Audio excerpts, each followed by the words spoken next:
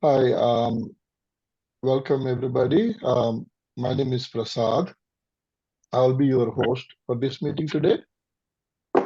And on behalf of the Bay Area JK Dialogue Group and Ohio Retreat, I extend a warm welcome to everyone joining us for this exploration with Professor Krishna. We have nearly 190 participants from 19 countries, though not all of them will participate simultaneously. It's clear that there is a deep yearning for this kind of exploration, and I'm deeply grateful for the opportunity to take this journey with you all together. And I extend my heartfelt gratitude to Professor Krishna. 19 ਕੰਟਰੀਆਂ ਦੇ ਹੈਗੇ ਨੇ So, 19 ਕੰਟਰੀਆਂ ਦੇ I'll mute everyone. Yeah, please mute everyone. Okay. Yeah, I extend You'll my. have to unmute. You will have to unmute in just 1 minute. Okay. Okay. So unmute. Unmute. There you go. Okay, there you go. Okay. So I extend my heartfelt gratitude to Professor Krishna for his generosity in sharing his time and wisdom and agreeing to be our guide on this journey that we're going to undertake. I also extend my thanks to Ulrich Brugger of Ohio Retreat. Ohio Retreat, our partner, in hosting many of our series with Professor Krishna, including this one. Quickly, I want to go through some logistics. Will be very brief. And allow me to introduce Donna Feder, who will be co-hosting this meeting alongside with me. Please feel free to reach out to either one of us via chat or DM if you have any questions or suggestions about how the meeting is going. So in terms of the format of the meeting, for all the things, for all the series, Professor Krishna will provide a summary of the sections that are covered in that particular session. It will last approximately 30 to 40 minutes, and then we'll take a short break, and then we'll open the floor for a Q&A session. And due to the large amount of participants, questions will be accepted only in written format. So please submit your questions via chat after Professor Krishna is done speaking, because some of your questions may be answered when he is speaking. After he completes his speech, maybe you don't need to ask that question. And Saeed, I think Saeed is here. He is going to be coordinating our question and answer, reading question in the order they are received. And if your question is not answered, do not worry that we will collect all the questions and share with Professor Krishna, and his answers will be sent to everybody. So one way or the other, your questions will be answered. And to ensure clarity, all participants will be muted except for Professor Krishna and any designated speakers. Also, please note that these sessions are being recorded for future dissemination. This marks the 5th year of our group organizing a lecture series with Professor Krishna. Those who have attended this series in the past are likely familiar with Mr. Rao Agastya. While some of you may already be aware, others may not be. So with great sorrow, we share the news of Mr. Rao's passing on February 3rd, 2024, after a courageous battle with cancer. He was a man of remarkable integrity and passion, inspiring and challenging all of us to approach case teaching with the seriousness it demands. We are deeply grateful for his contributions to this group. We miss him dearly, and we dedicate this series in his honor. Many of you are familiar with Professor Krishna, while some of you may be attending for the first time and may not know him well. Therefore, I have invited Dr. Constance Jones to say a few words introducing Professor Krishna. Dr. Constance Jones is currently a sociologist of religion at the California Institute of Integral Studies. Her research interests include spiritual teachers and the evolution of new religious movement around the world. She is the author of several books, including Encyclopedia of Hinduism, along with J.D. Ryan, and there is a book that is currently in press, which is maybe of particular interest to our community. It is called Krishnamurti, Self-Inquiry, Awakening, and Transformation. And we look forward to the book's release. Dr. Jones also served as visiting scholar in Department of Religious Studies at the University of California, Santa Barbara, and as a Fulbright scholar at the Krishnamurti Research Center and Banaras Hindu University in Varanasi, India. So, Dr. Jones, please, the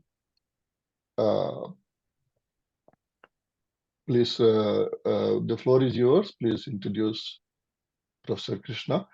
I'll try to, let's see. You'll need to unmute yourself. Yeah.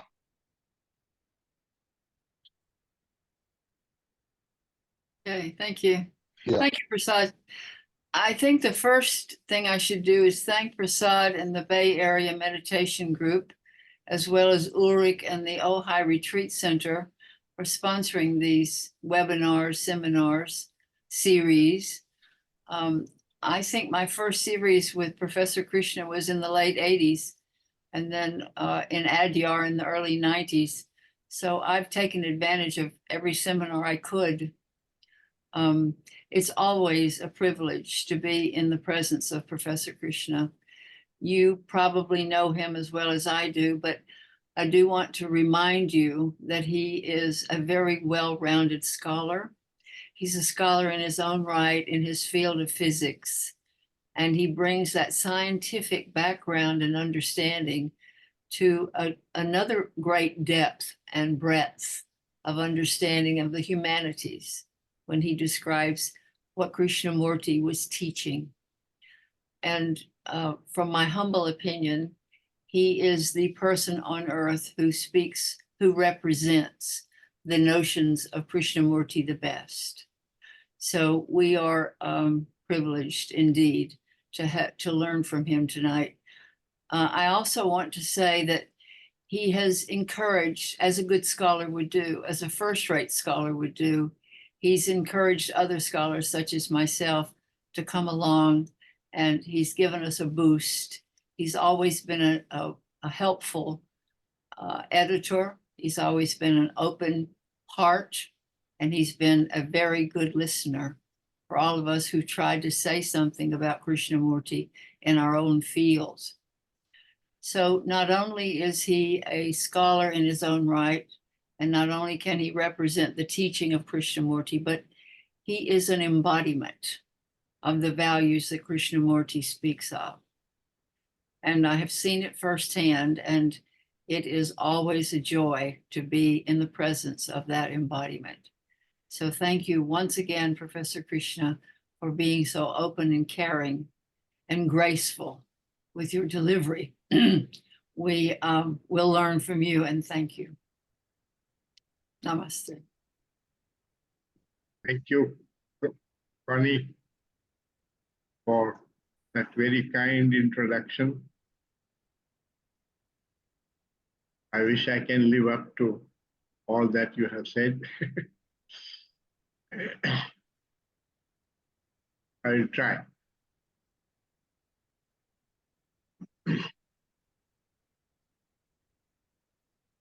In these first three pieces, which we are discussing today,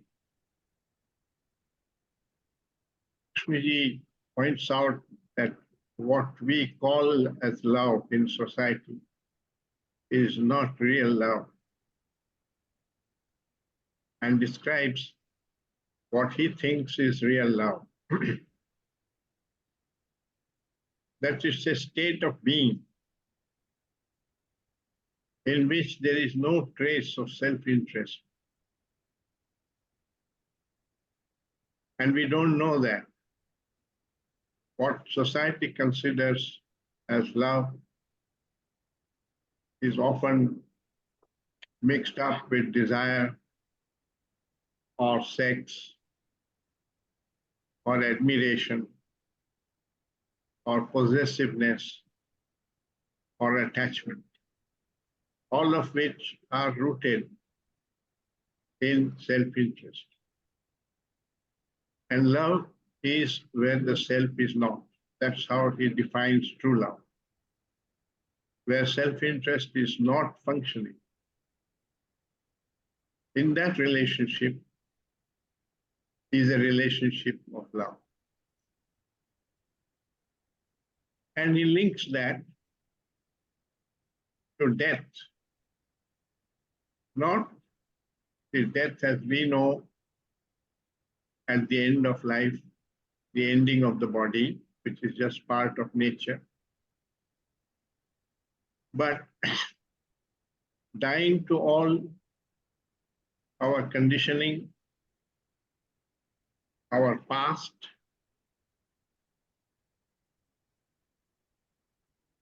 our psychological accumulations of hurts,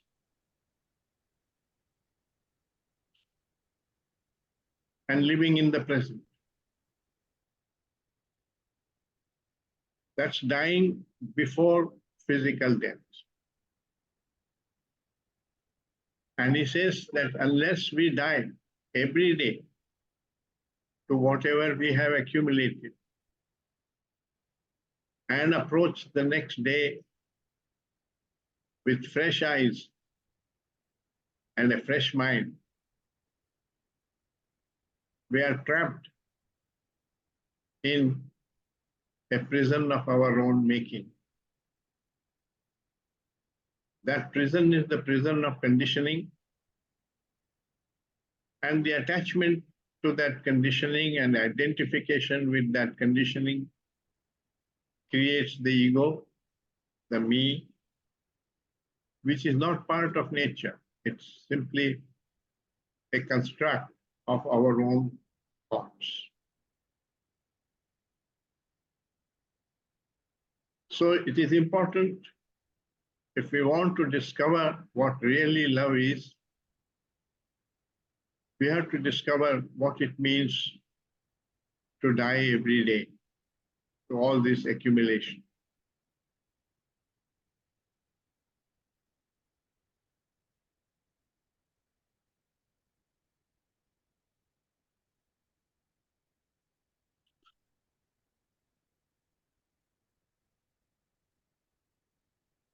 Now that's what he says.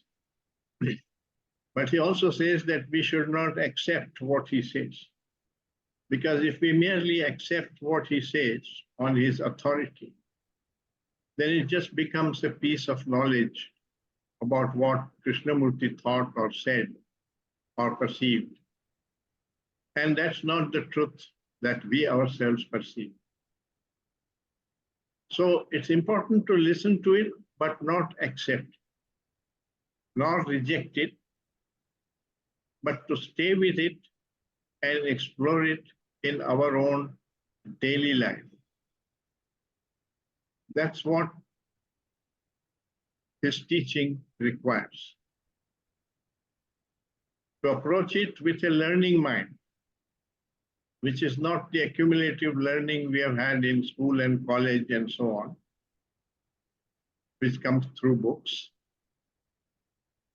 but through discrimination of what is true and what is false. Not through analysis and through thought, because thought is a product of memory, and memory contains all our conditioning and all our past. So thought cannot take you to the unknown. It operates within the field of the known. Do we have another instrument which we can use? And he points out that there is this capacity for awareness. It's not a thought capacity. Awareness and observation are capacities independent of thinking. They may be influenced by your past and by your thinking, but in themselves, they are independent. They are not the product of thinking.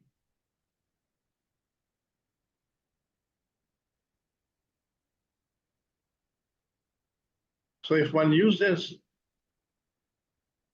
awareness without bringing in judgments, likes and dislikes, which are all a product of one's own cultural conditioning,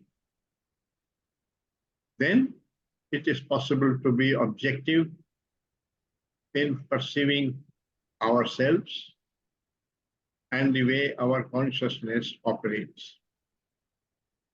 And in that process, one may chance to come upon a deep insight which reveals the truth and ends the illusion in the mind. It is these illusions created by the ego, which operates at various levels in many subtle ways, which creates the disorder in our consciousness in the form of negative emotions.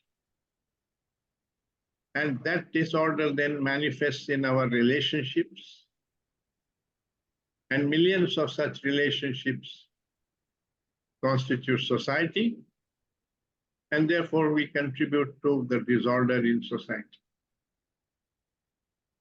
That's how I have understood him when he says that you are society.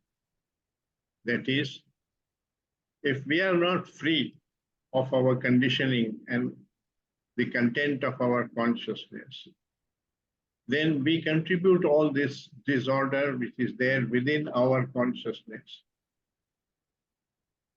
to society.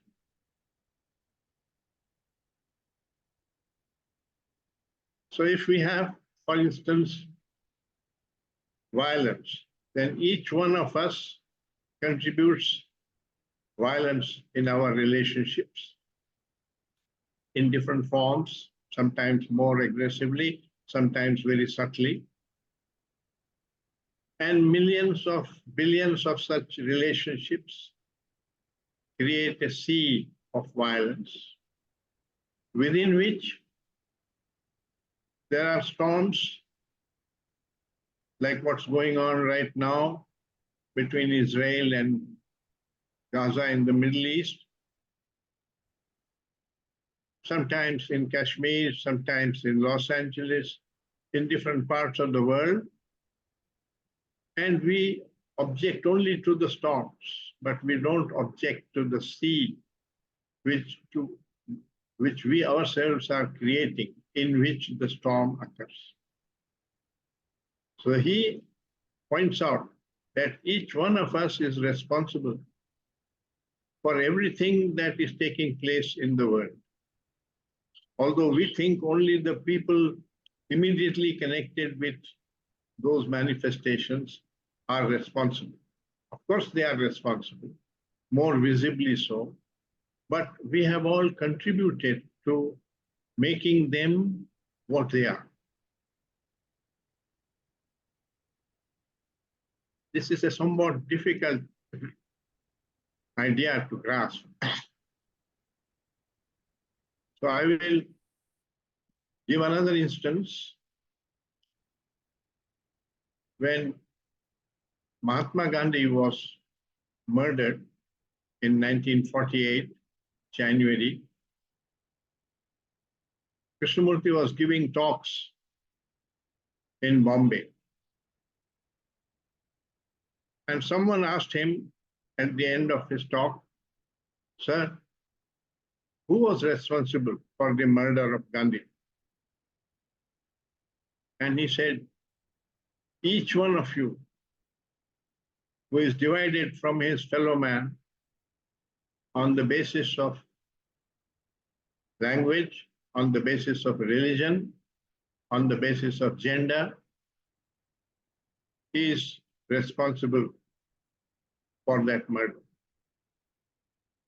Of course, the law caught hold of the murderers and hanged them in due course. But the deeper question is, what created those murderers? They were not born murderers. How did they become murderers? They were part of this society. They grew up in this society, accumulated the prejudices which exist in this society, to which each one of us has contributed. Unless we have freed ourselves of that contribution, we are guilty of that crime. It doesn't appear so, but when you examine deeply, that's what he was pointing. He didn't say only Godse was responsible for the murder, the man who pulled the trigger.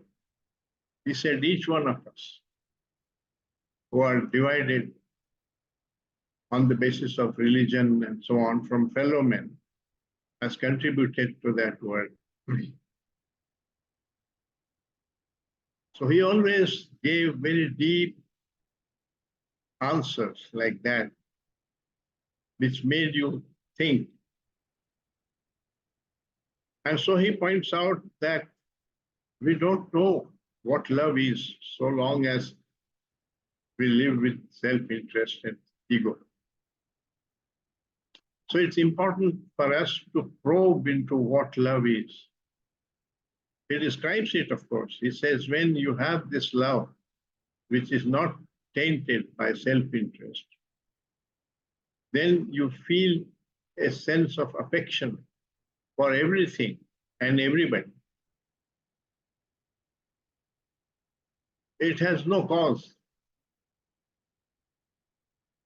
It's a state of complete order in consciousness. And love is that order in consciousness. It's a state of being. It's not directed towards any one person or one thing. It's towards everything around: nature, mountains, trees, animals, human beings. That includes criminals, the violent man, because he needs compassion too. If you understand the causation which has made him what he is, then you feel compassion for him. But when you see only the external deed that he has committed, it brings that partial insight, brings hatred towards that individual. So you feel one with everybody and everything around. I'm reminded of a short prayer which Annie Besant wrote, which in the Theosophical Society, in many gatherings, they repeat, which is very profound. She said, "O hidden life, vibrating in every atom. O hidden light, shining in every creature. O hidden love, embracing all in oneness. May each who feels one with thee know also that he is one with every other." So that's what the nature of true love. It embraces all in oneness. And Krishnamurti, as you must have read in the biography, felt this in 1922, first time when the process started. He felt one with everything around. And that experience transformed him.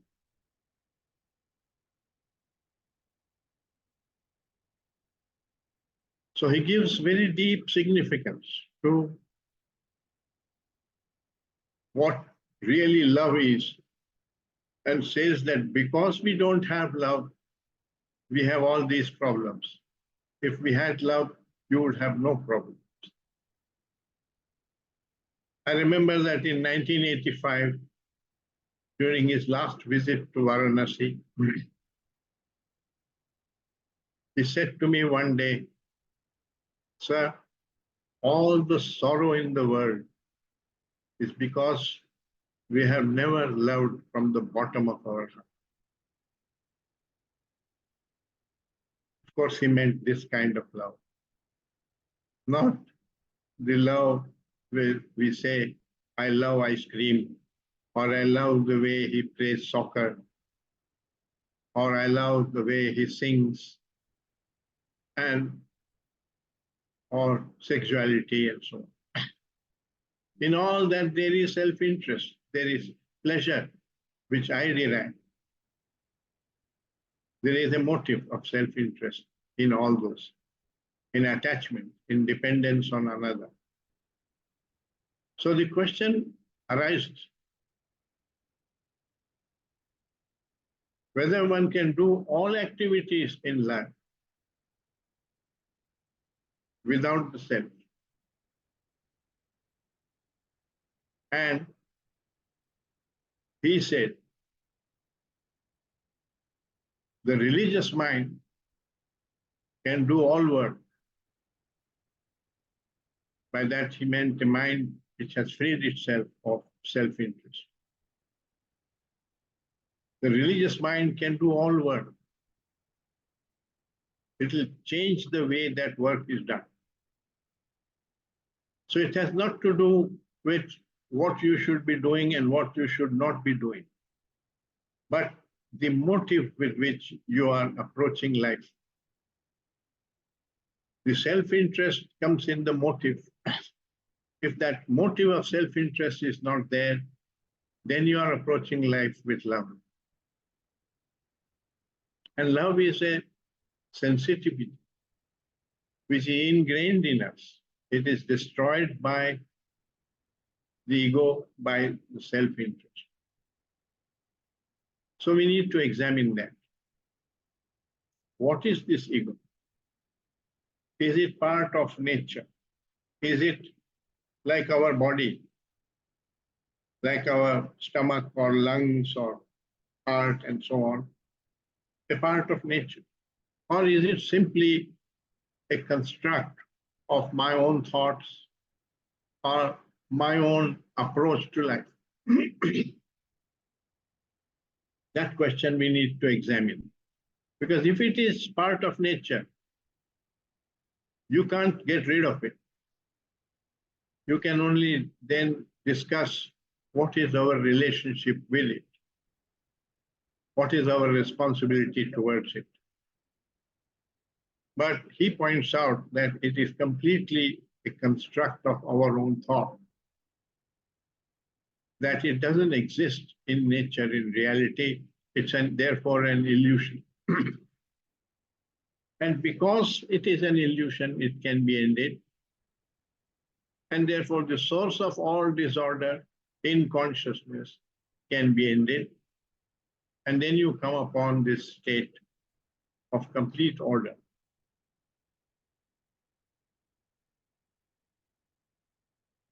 That state is a state of dying to all the past. The greatest human beings in history have been those who have died to the past. Jesus Christ grew up as a Jew.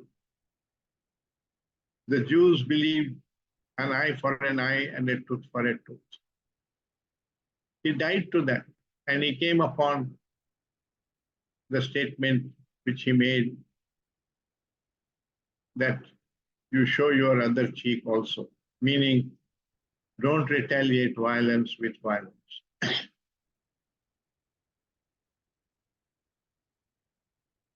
The Buddha grew up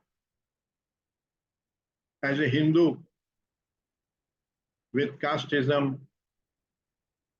with all those rituals, prayers, and philosophy of Hinduism, walked out of it. said all this worship, this animal sacrifices and so on are completely unnecessary. You have to understand yourself, you have to come upon self-knowledge, and that self-knowledge is the key to wisdom. Krishnamurti's teaching is very close to the Buddha's teaching, not the Eightfold Path which Buddha gave for the man who is not interested in a religious life, but in a life of an ordinary householder. Krishnamurti never gave two teachings, one for the householder and the other for the religious mind. But Buddha's teaching for the monks is the same, more or less the same as the Krishnamurti's teaching.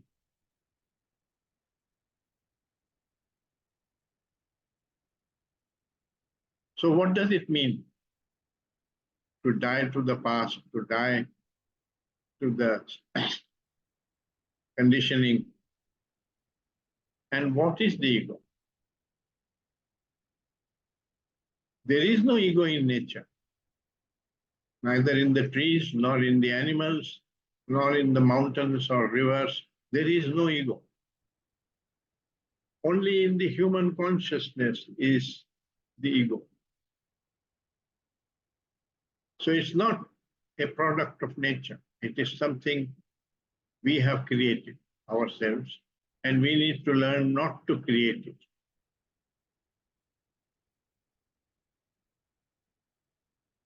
How does it come about? A child is born without the ego. The infant has no ego. As he grows up and acquires knowledge and capacity for thinking and so on, he soon discovers that when he has a fall, he feels the pain. His mother and his brother and so on, they don't feel the pain. So you learn that I am a separate individual, separate from the other. And he is very dependent, he or she is very dependent on his or her parents and their home, because they can't manage their life on their own. The young one of an animal becomes independent of parents in 3 months or 6 months, but not so the human child. It takes 20 years before the child becomes independent and can manage their life on their own. So there is this long period in which he needs a home, he or she needs a home and parents. All this is not what Krishnamurti has said. This is my analysis of how the ego comes about.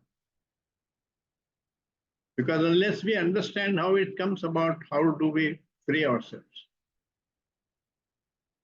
So there is naturally this attachment for physical security. Not psychological security, but physical security. The child needs this attachment. It's there in the animal too. The young one of an animal clings to its mother. So that dependence is there to begin with. And therefore every child necessarily acquires this ego in the form of attachment to his own home, his own parents, and his own family.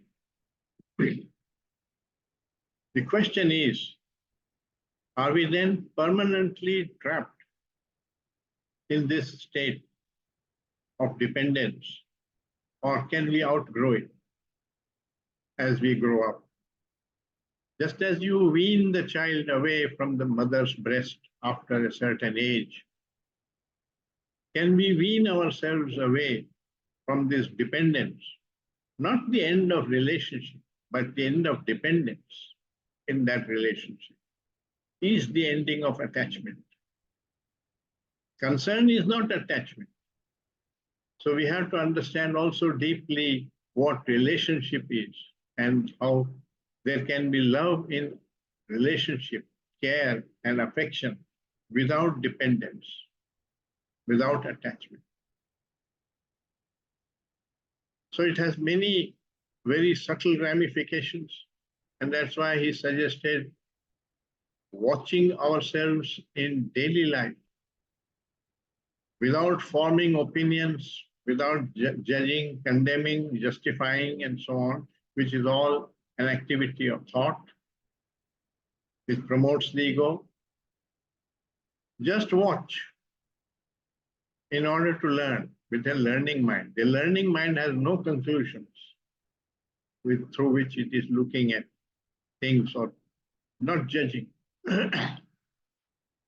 It has questions, and that's the value of Krishnamurti. He raises all these questions about our life. But the exploration is our own. If we take his exploration, it's not our exploration. We have to come upon those perceptions that he came upon in order to free himself. So you can't get this from a book or from including his book or from a teacher or a guru. So he denied the role of the guru. He said, you have to be a light unto yourself. You are yourself the teacher and you are yourself the taught.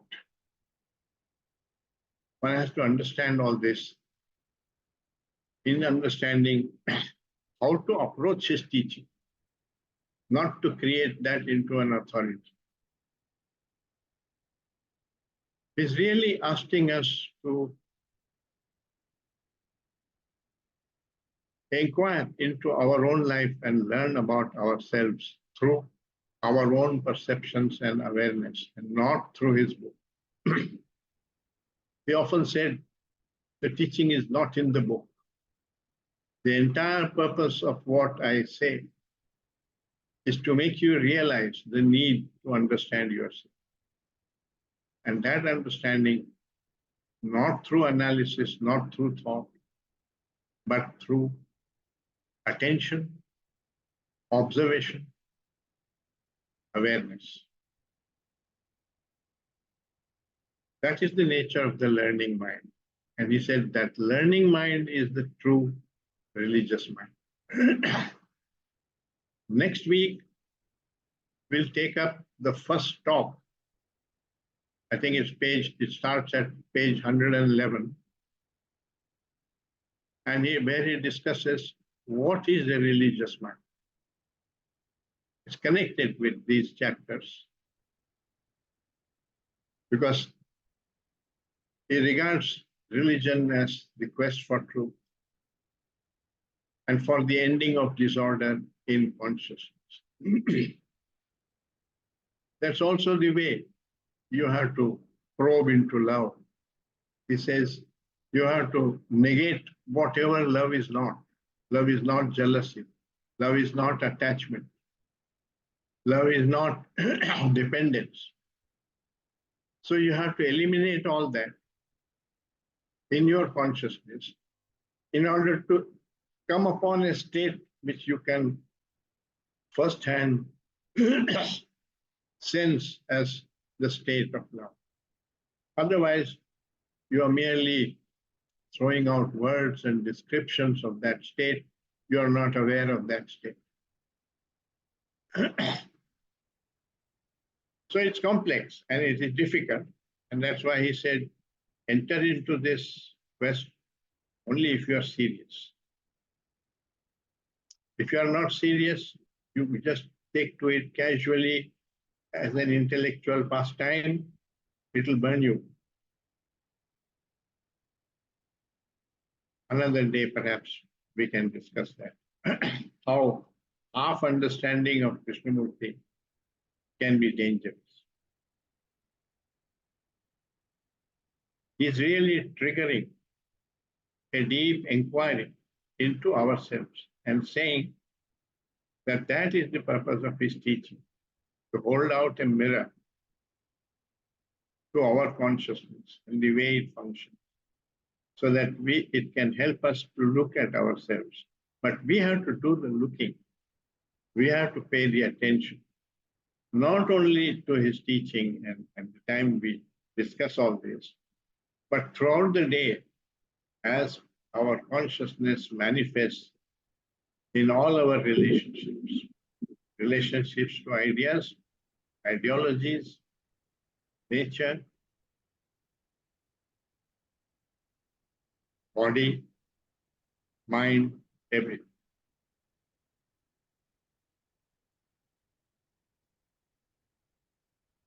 So friends, I'll end it here and we can have some questions and discussion connected with this. Thank you, Professor Krishna. And do we want to take a 5-minute break? Okay, Okay. So now you can write your questions in the chat, and Saeed is here. He is going to read those questions, and those who want to take a break, we'll be back in a few minutes.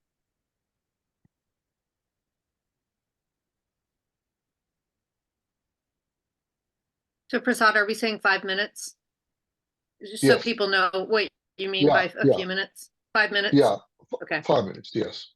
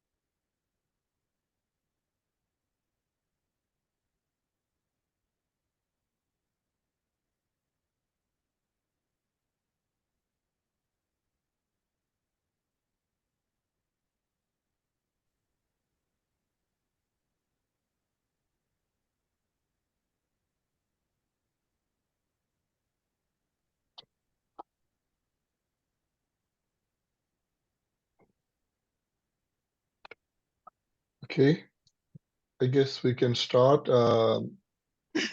Syed, Yes, going to spotlight. great. Can everybody hear me?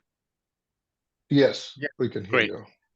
First and foremost, Professor Krishna, it's an honor to see you again, sir. Sorry I was late. Yeah.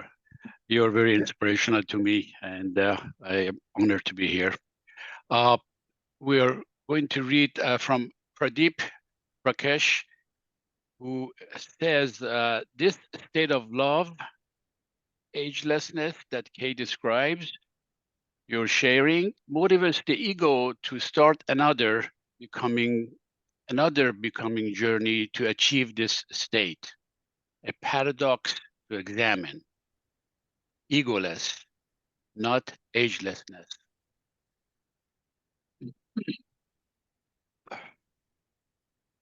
Seemed like a comment to me, this state of love, agelessness that Kay describes, you're sharing, motivates the ego to start another becoming journey to achieve this state. A paradox. I understand the question. Great. Freedom is not an achievement. It's a byproduct of learning. And the learning itself has to be done without the ego, which means without an end in view. If one is doing the learning with an end in view, it becomes a desire process or an ego process. And through an ego process, you cannot come to the ending of the ego. So it's very subtle. One has to understand that all real change is a byproduct of learning. This learning, which is known as self-knowledge, which is the discernment of what is true and what is false. What is the product of our own thinking, our own approach, and what is part of nature, a reality. When you discover that, the illusion ends.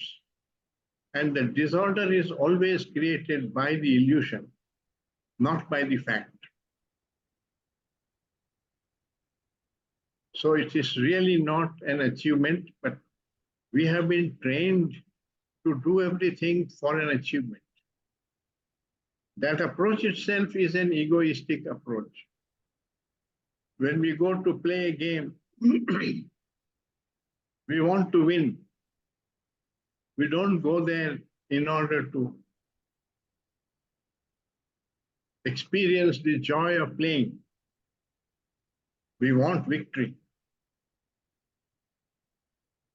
So when you approach a game like that, the ego enters into it. And so if you don't win, you feel frustration. You feel rivalry when the other person does well. Because you are competing with him. But when you play just for the joy of playing and do well because for the love of excellence, then there is no ego in it. Then if you lose, you feel, you compliment your friend who won. You say to him, I want to play more, I want to learn from you. So the entire attitude changes. When you approach it egoistically with the desire to win,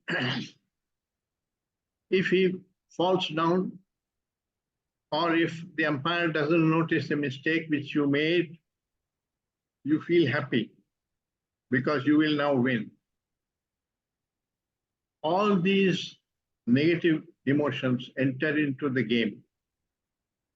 But if you don't approach it like that, they don't enter into the game.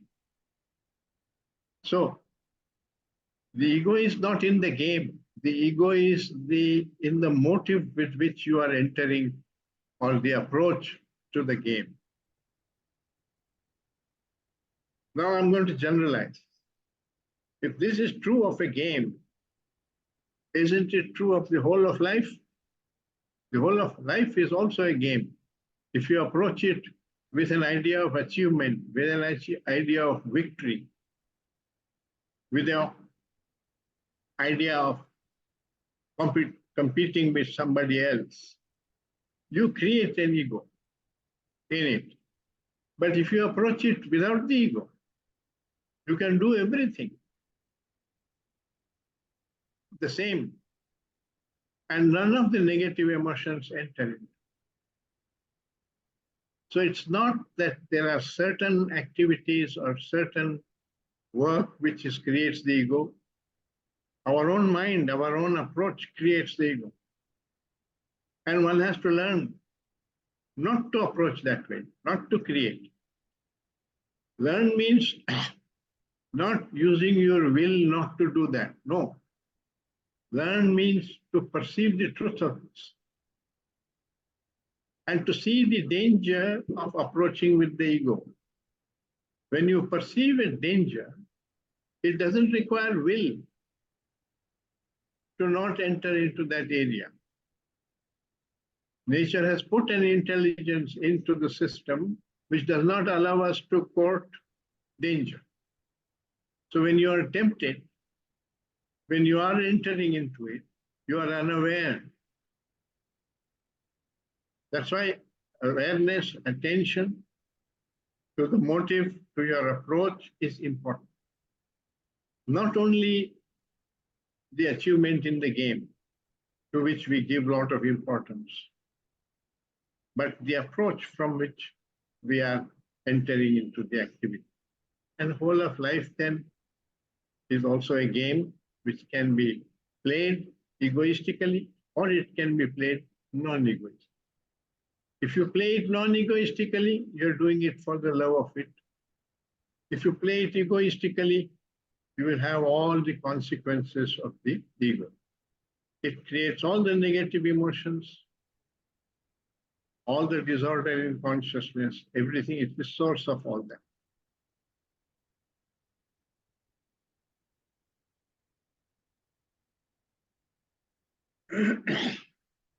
Thank you. We have a simple but potent question from Hansa asking, can awareness come from practice?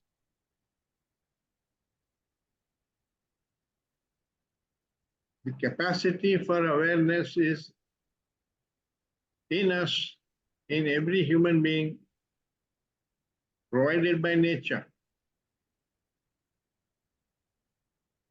We mask it by using too much, having too much addiction and dependence on thought and achievement.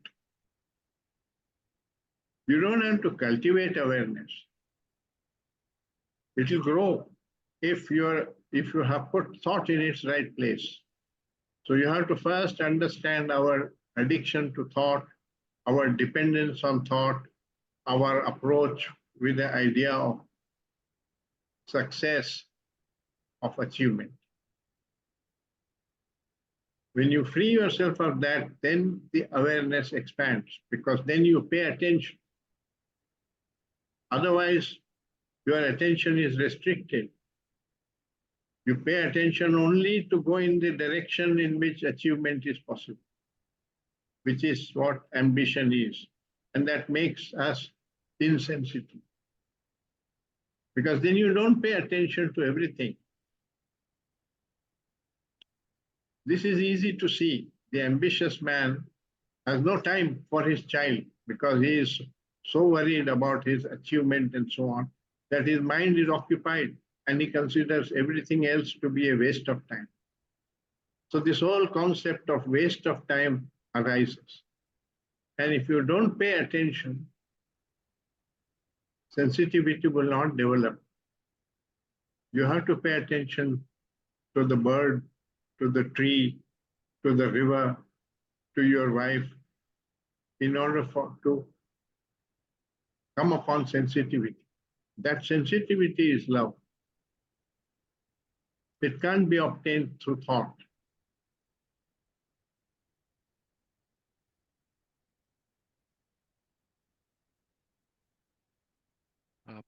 Thank you.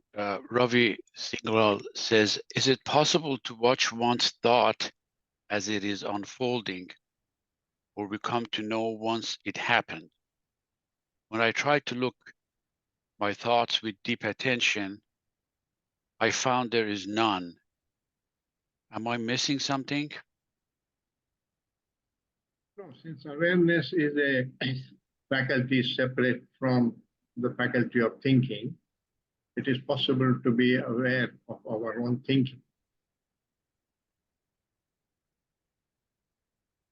It is, if you pay attention, if that's the question in your mind, what is the role of thought in my life, and what is the right place of thought? Not saying thought is good, thought is bad, but finding out where thought is useful, healthy, normal, where thought is complicating, unhealthy, has no role in life. So to learn what is the right place of thought, you need to give a lot of attention and be aware as you are thinking of the consequences to discover what is the right place of thought. That's why Krishnamurti talked about the art of living. Art means putting everything in its right place. Then there is a sense of beauty that arises when everything is in its right place. But that right place cannot be defined by thought. You have to play with it in your life and discover it for yourself. To give an example, where does need end and greed begin? Who is going to draw that line and tell you that this much is need and after that it is greed? You will have to learn that for yourself. How much food to eat? When does it become overeating? You will have to sense that for yourself. In the same way, everything needs to be put in its right place. Sex in its right place, thought in its right place, imagination in its right place, the instincts in their right place, and so on. That is what order is. Order is not an imposed order imposed by certain formula or certain thought, imagination of an order, imposing it on yourself. No. That process is a process of conflict. But when you discover the right place of everything, things fall into place and create order. And the disorder ends. That is the inquiry. It's a very existential inquiry into everything about ourselves. What is the right place of body? I remember a dialogue Krishnamurti started in, I think it was 1984 or 85 in Rajghat. The Buddhist scholars and so on were there. He started the dialogue with asking, sir, where does the self end and the other begin?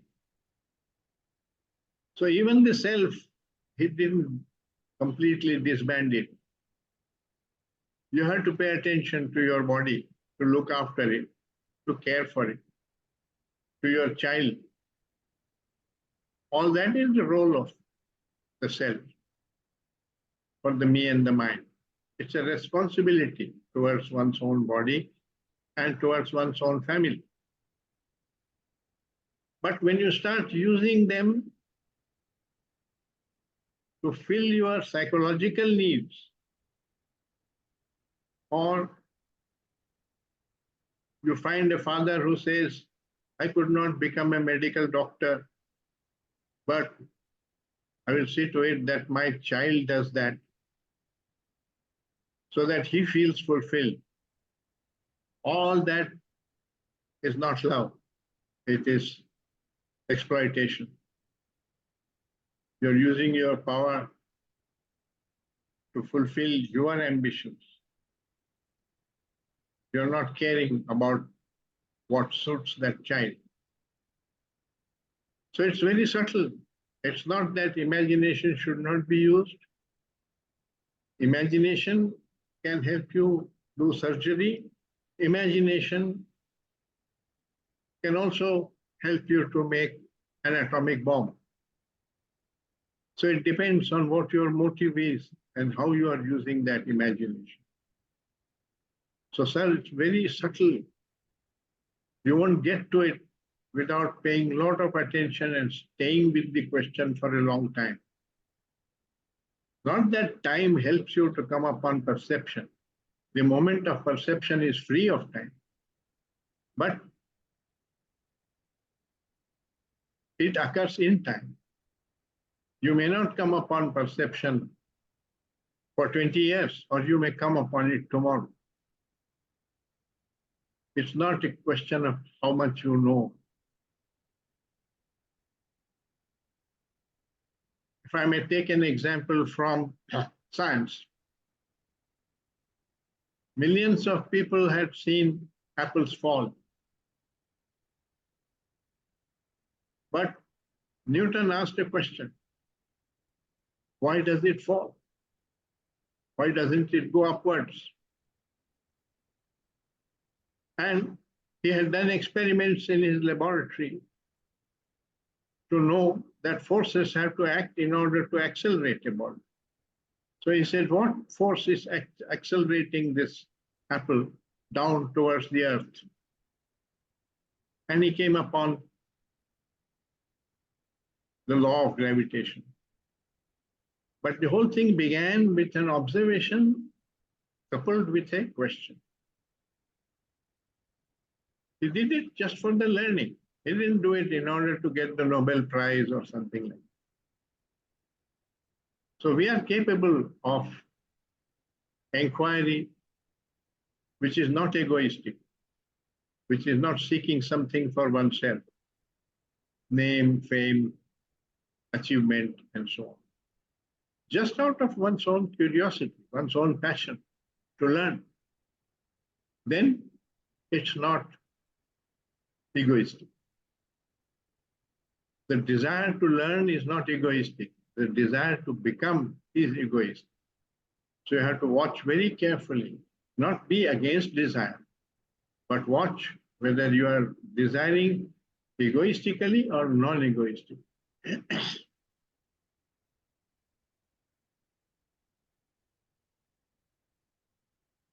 Dr. Krishna, you touched on this, but Renu Aurora asks whether does self-service like Shiva in temples, Gurudwara, help in removing factor of, quote, self-interest, close quote, in all that you do? No, because the cause of self-interest lies within you. It's not a question of going to the temple and lighting a lamp. You may do that. It may give you temporarily a good feeling, a feeling of peace. But that's temporary. It's not a real change. People who visit the church or the temple are not necessarily less violent than other people. You can watch that. So it becomes an activity, cultural activity which you enjoy. Nothing wrong with enjoyment, so long as you don't have the illusion that you are becoming virtuous and better than other human beings.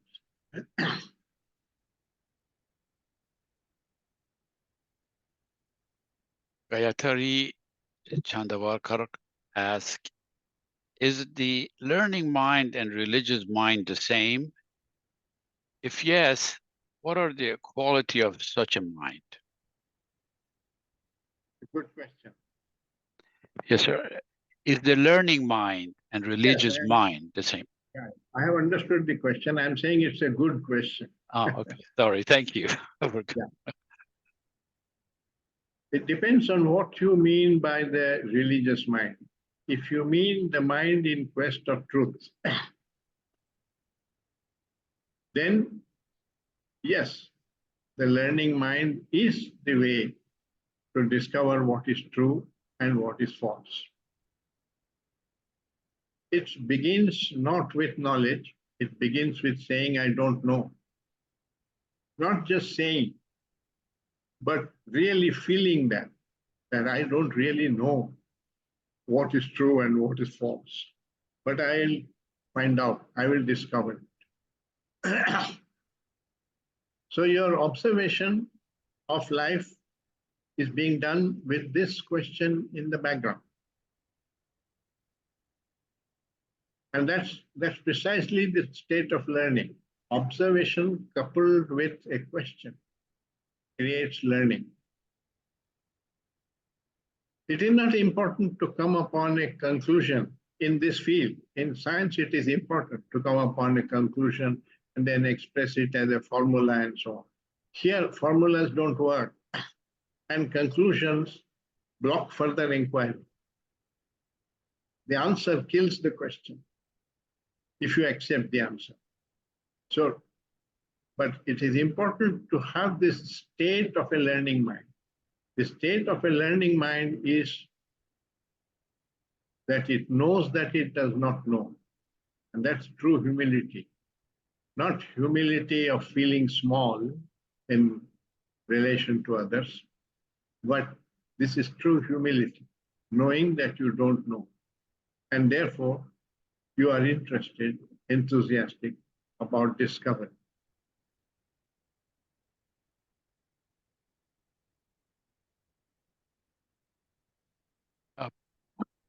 Stephen asks Dr. Krishna, can you say more about how half understanding of case teaching can be dangerous?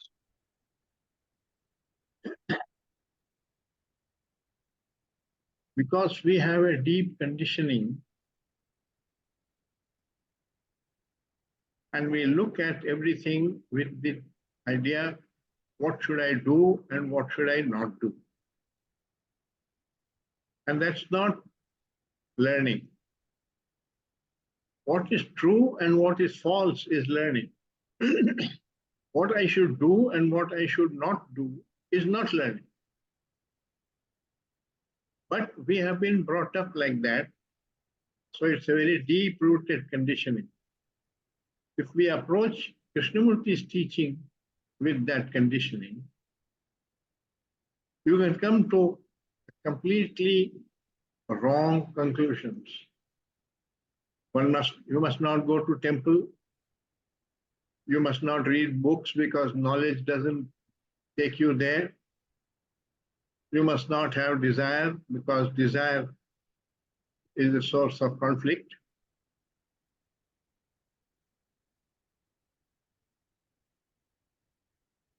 That's half understanding of Krishnamurti. He never said this. He said, find out what is the right place of everything in life. Not form opinions, this is good, this is bad, this I should do, this I should not do. But that has been our conditioning, and we often approach Krishnamurti's teaching like that. So if you say desire is wrong, desire is evil, you have no desire, you get into a state of stagnation, of not doing anything. You haven't come upon the energy of love, but you have discovered that the energy of desire is wrong. You have said that. And that's half understanding of Krishna. Is not said that. Your mind interprets his teaching and converts it into a new morality, saying, do this and don't do that. When the teaching says virtue cannot be practiced, you cannot consciously do this and not do this, which is you have formulated out of the teaching. That's not the teaching. Real change comes as a byproduct of understanding what is true and what is false, which is self-knowledge.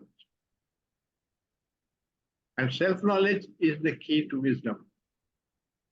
It's the wisdom which is intelligence, which answers or helps you to take decisions in life. Not your will or the exertion of will or discipline in your life.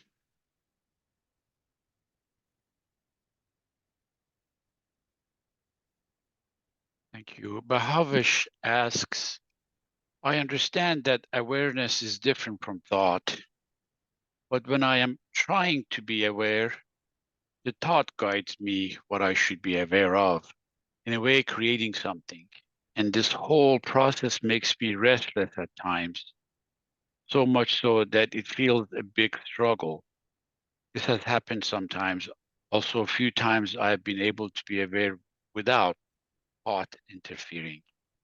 My question among all is how one should go about being aware. Simply, sir, watching. Don't try to be aware.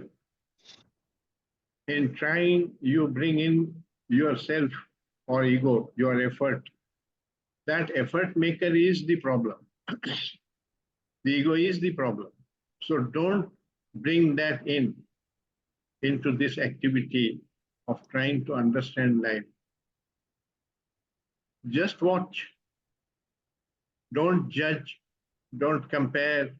Don't say good, bad, right, wrong.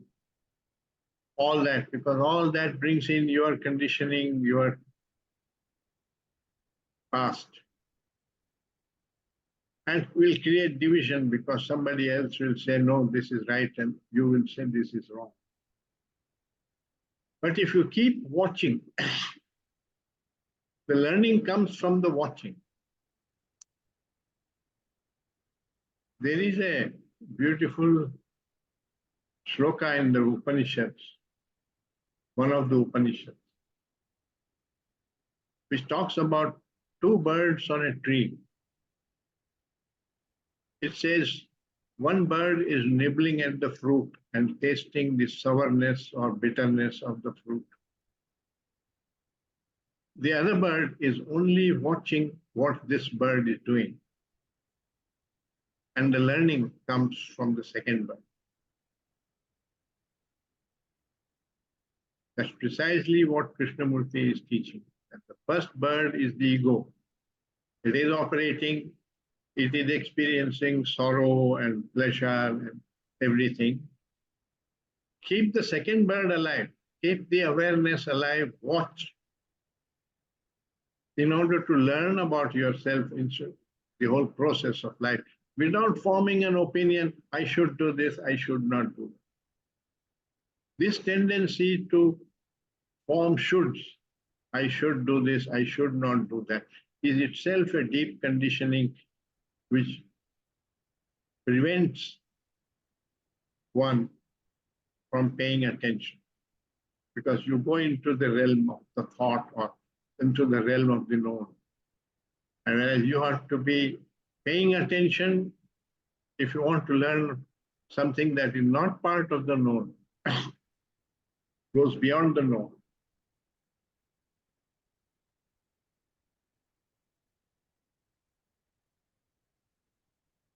Jagan Sachardri asked, Professor Krishna, please elaborate on how the ego develops due to physiological dependency on one's parents, conversing to psychological dependency, and how it leads to much confusion in human life.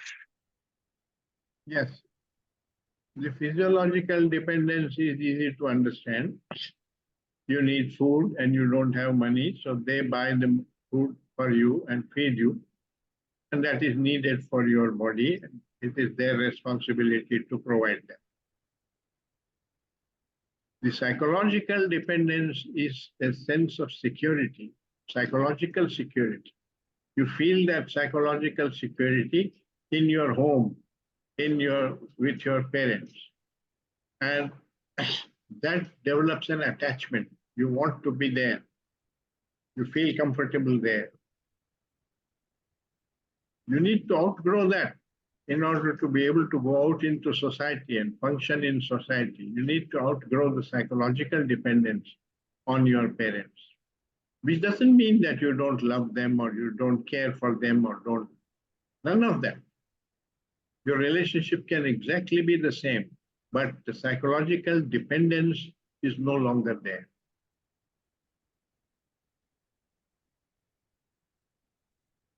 Krishna and Shuman Verma ask, if ego is bad, why does it develop in the first place?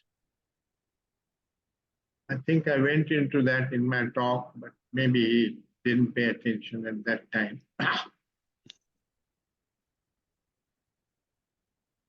The young child of a human being is completely helpless and needs for its survival for the mother and the father to take care of. That's the reason human beings have created the institution of marriage. Mainly, that is the reason. Because the child needs looking after for maybe 15, 20 years before it can function independently in society. So it becomes quite natural for the child to feel safe in his home with his parents. And that dependence, that attachment is the beginning of the ego. You can develop ego for other things as well, for your country, my religion, my property, my home, my body, and so on. You can develop attachment or identification with any of these, and it will contribute to the ego. But it begins in the child with the attachment to the parents, which is both physical security and also psychological security.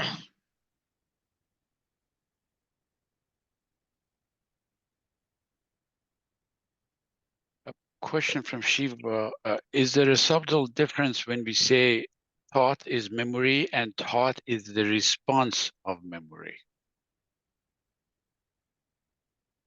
No, thought is not memory. Thought is the response of memory.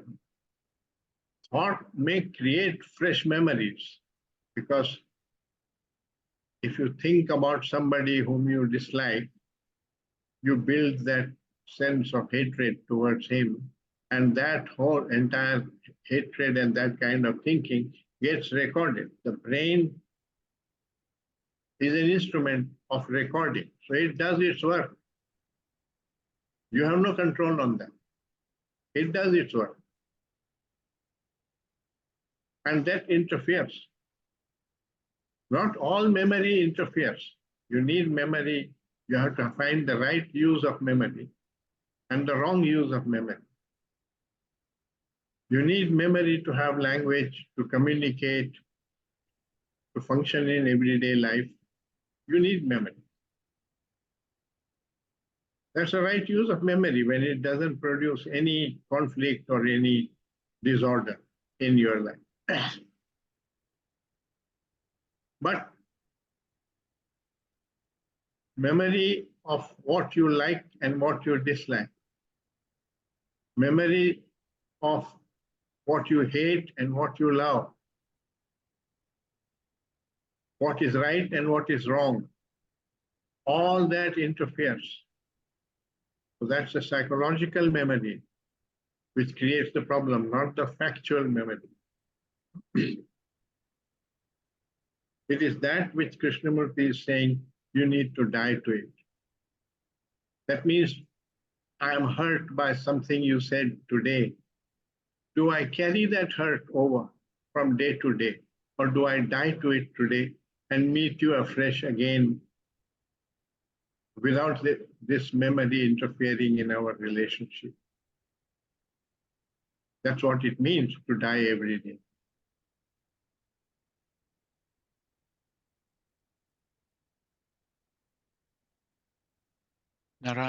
Narantas ask, what is the difference between attention, awareness, and consciousness? Conscience or consciousness? Consciousness. Oh,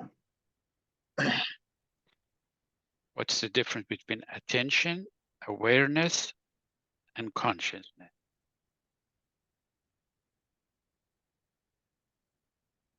attention is when you are focusing your awareness in a particular area. Then we call that as attention. Consciousness is the overall term. The capacity for awareness is the innate quality of consciousness. But consciousness also gets inputs from the senses, from past memories, and so on. So the entire content of consciousness is what we know as consciousness. Now, when you're free of that content, a state which we don't know, but which Krishnamurti has talked about, then consciousness would be pure awareness, the capacity for awareness. But freedom from conditioning, this is my view, freedom from conditioning is not the absence of conditioning. The conditioning is held in the brain cells. There is no way for you to wipe that out. It may have happened with Krishnamurti. He lost his memory of his childhood and so on, but he went through some very esoteric process, which is a great mystery. There is no way. It's not like something written on the blackboard which you can wipe out. So it's there, sitting there. I mean, I learned physics. I was brought up as a Hindu. All that is sitting in my memory. But do I need to identify with that? Do I need to give tremendous importance to that as the mean?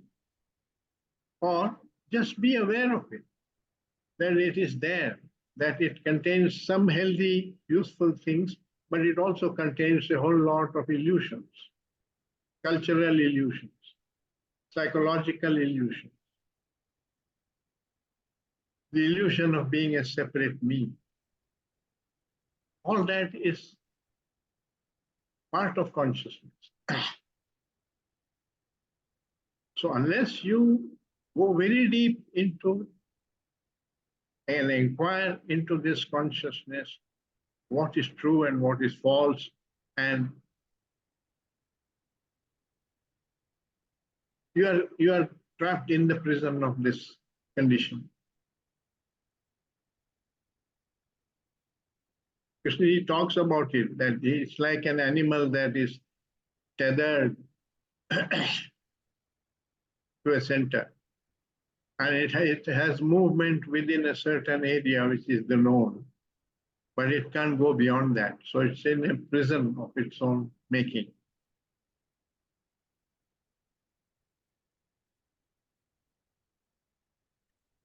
So in the interest, Attached to the known. If you are not attached to the known, you have a certain freedom from the known.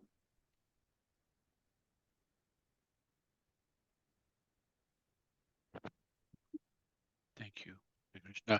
I read two questions in the interest of time from Aparna, who asked a short question. Can you explain more on putting thought in right place? And then Pasha is asking, Namaste, sir. I have started walking on a path of being a school teacher. Sometimes I feel this occasional inner voice that I am not fit for the role of a teacher because I have seen myself indulging in pleasure, preferring to live a mechanical life. I have read Kay's books on education and I have known the highest standards set by him to be a teacher. I feel that I cannot live up to that standard, yet sometimes I feel strongly about teaching. What am I supposed to do with these contradictory feelings?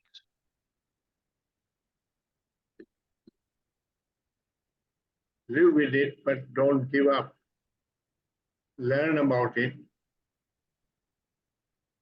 Learn about life. It is something that is happening in your life. It's an opportunity to learn about yourself and to free yourself of conflict. The conflict is coming because you have created an image that you must not have pleasure. That image may be false. The problem is not with pleasure. Pleasure is a natural thing. You can't get rid of pleasure. You meet a friend, it pleases you. You eat some food, it pleases you. You go for a walk, it gives you a pleasure. How will you cut out pleasure in life? Problem is not with pleasure. It's a very natural thing. Pleasure and pain has been put there by nature. It's a very real thing. But the desire to maximize pleasure, the desire to repeat a pleasure, those are our creator. Sexual pleasure has no problem, but lust is a problem. The mind keeps thinking about that pleasure and wanting more of it and so on. That is lust. But pleasure in itself is a natural thing. You don't try to cut it out.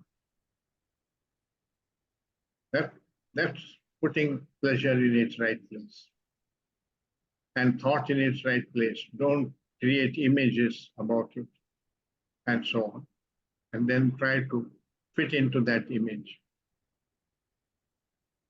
Live with a learning mind wherever that takes you. Don't insist that it must free you and so on. That's an image. We don't even know whether Krishnamurti was free. We assume that. How do you know whether another person is free? What you know is your own bondage and your capacity to come out of it.